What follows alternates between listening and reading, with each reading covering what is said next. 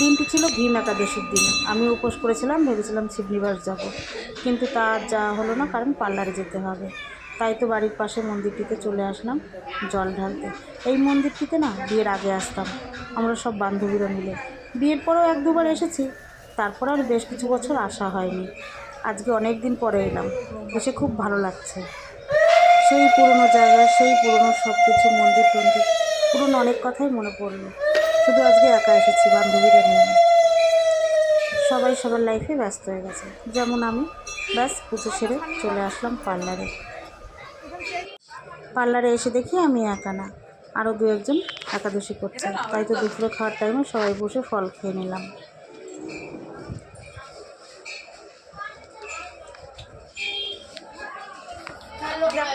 দেখাবো না আমরা সবাই একাদশী করছি, তুই করছিস না? ববে এই একটা পাপি আছে, ছোট ছোট দুটো আপেল একটা কলা বের করছে।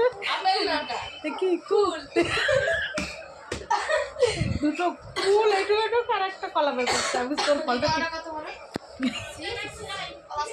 এই করে একাদশী। এই দেখি দেখি দেখি, দেখা তোর একাদশীর ফল দেখা। তোমরাই বলো, ওর প্রসাদটা নিয়ে কেন আমরা হাসাহাসি করবো না? আমরা সবাই কেটে নিয়ে এসেছি, আর ও আসতো, আর ফলটা দেখলে তো, কেটে নিয়ে আসলে তো এত কথা হতো না, বলো? ব্যাস পরে সবাই খাওয়া দাওয়ার পর আর ভিডিও করার সময় পাইনি। পরের দিন সকালে ছান টান করে পুজো দিয়ে একটু প্রসাদের ব্যবস্থা করেছিলাম, তাই নিজের হাতেই সব কিছু গুছিয়ে নিচ্ছিলাম।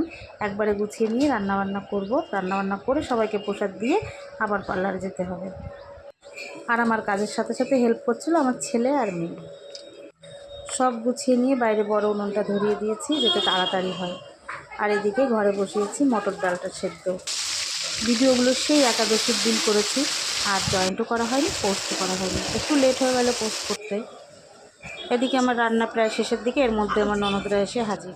বললো একটু নুন কম আছে, ওরাই দিয়ে নিল। ব্যাস সবাইকে প্রসাদ টোসাদ দিয়ে আমিও পার্লারে চলে গেলাম প্রসাদ নিয়ে। আজকের ভিডিওটা